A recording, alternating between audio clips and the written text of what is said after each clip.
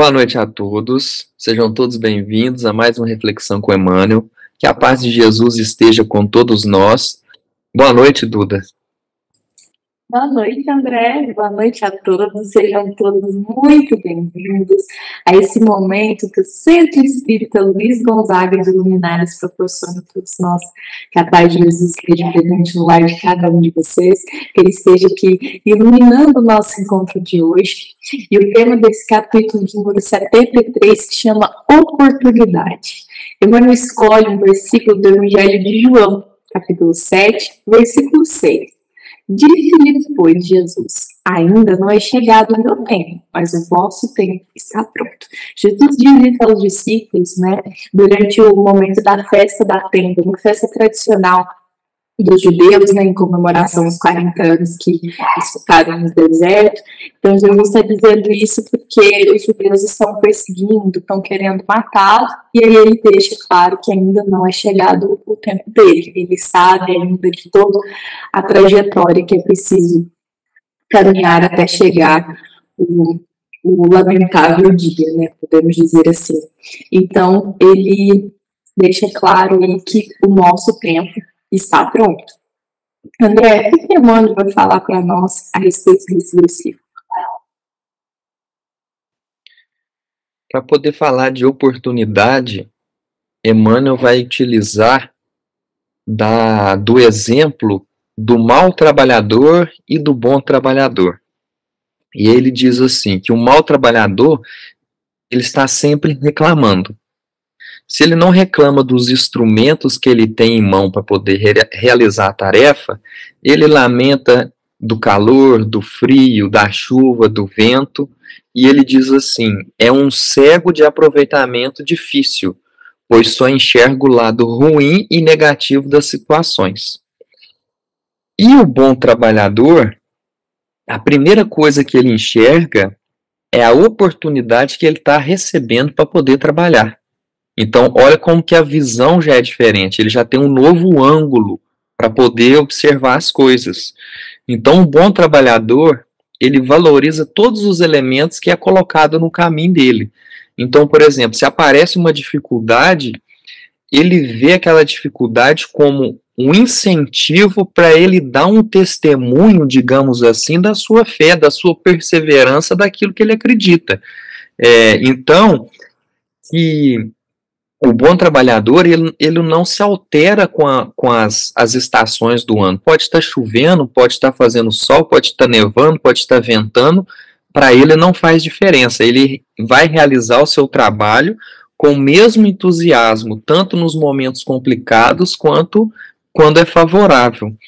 E aí eu trouxe aqui uma lembrança para nós aqui, muito interessante, um exemplo que a gente tem que ter, que é o seguinte, que Paulo, mesmo quando ele estava na prisão, ele estava numa cela, preso, ele escreveu cartas para poder orientar as comunidades cristãs que estavam diante de dificuldades e eles não conseguiam resolver. Então eles consultavam Paulo, mandavam cartas para ele, pedindo um esclarecimento na condução que eles deveriam ter para aquele momento. Então, olha só, ele poderia muito bem pensar assim, não, eu estou aqui preso, tá para eu fazer nada não, tem como não, só depois na hora que me soltar eu faço. Não, a oportunidade que ele tinha, ele não estava ali preso, ele não poderia sair dali, mas a palavra dele poderia sair dali e orientar a aflição dos outros que precisavam ouvir aquela palavra. E hoje, eu separei um capítulo do livro Conduta Espírita, que foi psicografado por Valdo Vieira, editado pelo espírito de André Luiz. E o capítulo é de número 38, que se chama Perante o Tempo. André Luiz diz assim, o passado é a raiz do presente, mas o presente é a raiz do futuro. Afastar aflições descabidas com referência ao porvir, executando honestamente os deveres que o mundo lhe designa no minuto que passa. O amanhã germinará das sementes do hoje. Quanto possível, plasmar as resoluções do bem no momento em que surjam, de vez que, posteriormente, o campo da experiência pode modificar-se inteiramente. Ajuda menos quem tarde serve. Ainda que assoberbado de realizações e tarefas, jamais descurar o bem que possa fazer em favor dos outros. Olha aí o exemplo de Paulo aí, ó, né?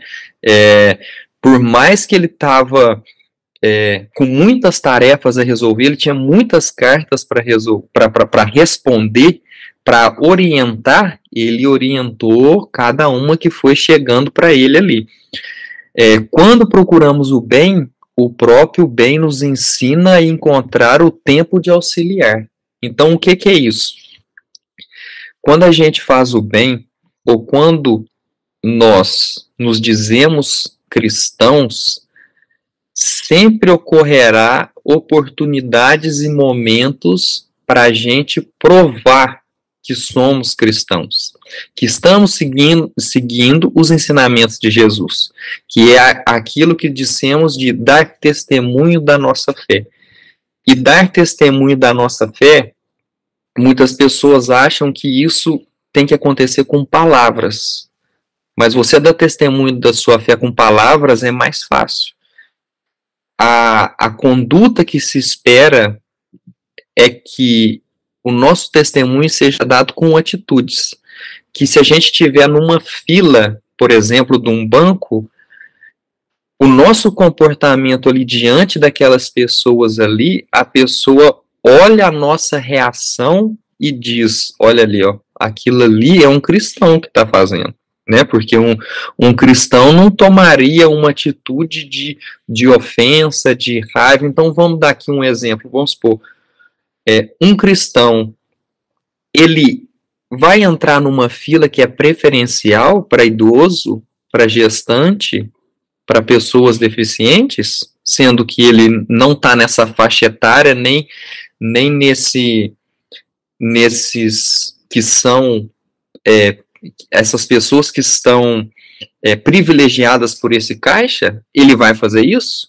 Então isso é uma conduta que um cristão tem? Não é, né? Então é nesses momentos que mesmo sem palavras, a gente demonstra que nós somos justos e que nós seguimos os ensinamentos de Jesus, de ser humilde, de não querer passar ninguém para trás, de não desmerecer ninguém, né? Duda, qual que é o trecho que você selecionou para nós hoje? André, eu selecionei aqui que diz assim: os servos de espírito continuarão queixosos. No entanto, os que acordaram para Jesus sabem que sua época de trabalho redentor está pronta. Não passou, nem está por vir. É o dia de hoje. É o ensejo bendito de servir em nome do Senhor aqui e agora. Então, devemos aproveitar essa oportunidade. Como você participou, eu vou pegar o seu exemplo da fila do supermercado. Achei tão corriqueiro, né? Todos nós vamos e vivenciamos esse momento. A nossa atitude ali realmente pode ser um exemplo para inspirar outras pessoas, né? Muitas vezes a pessoa fica ali reclamando, resmungando ali na fila, falando mal do atendente, muitas vezes. Então, a gente ter compaixão desse momento, esperar, entender o que está acontecendo, a gente também pode inspirar o próximo a entender, vir do outro lado, esperar com mais paciência. Então, todos os lugares, em todos os momentos, existe uma oportunidade de trabalhar e de seguir Jesus. Jesus, ele pregava no viver, né? Ele não foi parado só palestrando ali, né? Ele foi vivendo, e foi durante a vida dele, ele foi construindo todos esses ensinamentos. E nós, enquanto cristãos, vamos vivendo o ensinamento dele também no cotidiano, e dessa forma também inspirando a outros irmãos a viver do mesmo modo, sempre querendo melhorar, né? Cada um de nós pode melhorar, mas o que a gente puder contribuir, né, vai ser de muito aprendizado para o próximo. Então, essa oportunidade é dada para nós trabalharmos a nossa fé, os princípios que temos, então entender que nós temos momentos felizes, momentos e mais dificuldade. E tudo vai passar, tudo vai depender da situação. Então, façamos o bem, sejamos felizes e não colocamos condições para ajudar o próximo, não coloquemos condições para ser feliz.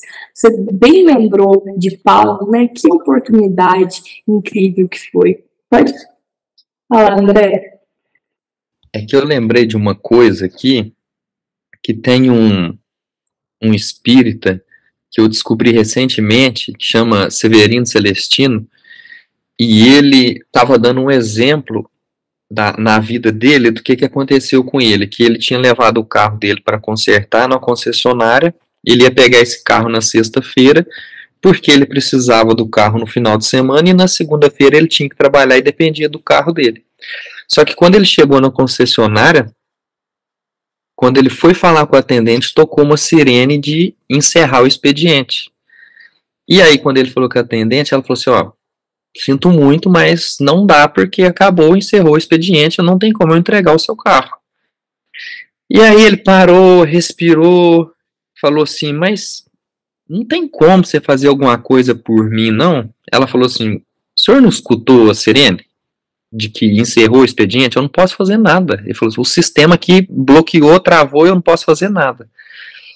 Aí ele pensou muito bem o que queria dizer, e ficou naquela angústia, e falou assim, mas, ô minha linda, ele respirou fundo e falou assim, minha linda, não tem como você me ajudar nesse momento para eu receber o meu carro? Ele falou assim, olha, não vou dar mais nenhuma palavra com o senhor, não tem como, encerrou o expediente, o sistema travou e tudo.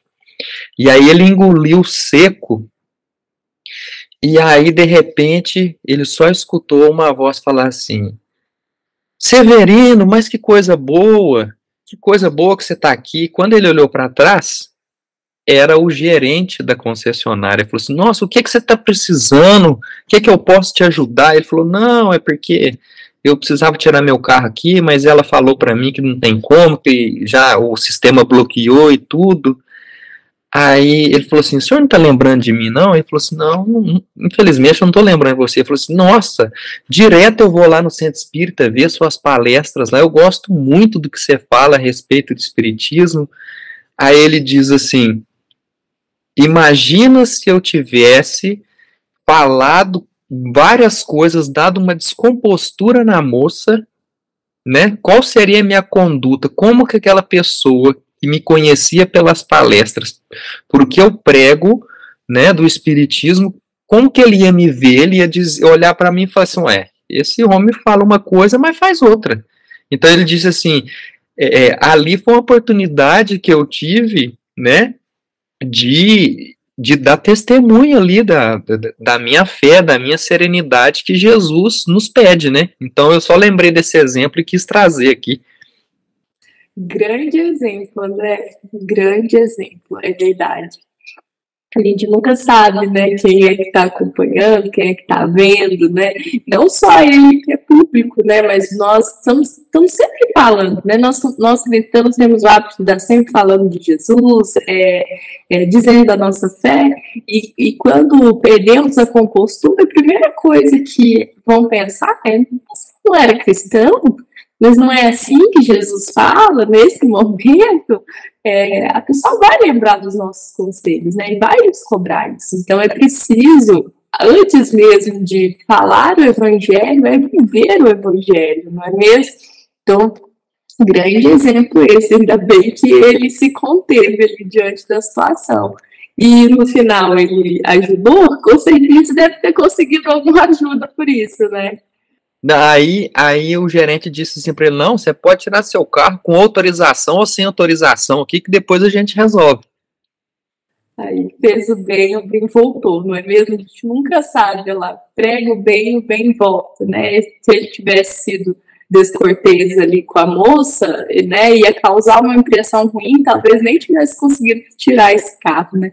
Então, o nosso tempo ou o gerente nem ia aparecer, né? Ou nem ia aparecer, ou ia nem lembrar dele, ou nem ia querer oferecer ajuda, né? Não é mesmo? Então, a oportunidade é nos dada a cada minuto, a cada segundo, e o nosso tempo é agora, porque Jesus sabia que o tempo dele não tinha chegado, mas nós não sabemos o que vai acontecer no segundo agora. Nós não sabemos o que vai acontecer conosco. Então, o nosso tempo está pronto. Jesus disse isso por isso. A qualquer tempo é hora para nós. Então, não podemos desperdiçar. Então, quanto mais chance de plantarmos bem, nós temos que aproveitar. Não podemos perder nenhuma oportunidade. Então, eu espero vocês na semana que vem para juntos refletirmos o próximo capítulo. Se chama Mãos Limpas. Emmanuel pega esse versículo de Atos, capítulo 19, versículo 11. E Deus, pelas mãos de Paulo, fazia maravilhas extraordinárias. Até sábado que vem, uma semana de muito aproveitamento, de muitas oportunidades que vocês possam aproveitar para semear o Evangelho. Até sábado que vem, essa foi uma mensagem do Centro Espírita Luiz Gonzaga de Luminares. Até sábado que vem a todos. E que assim seja.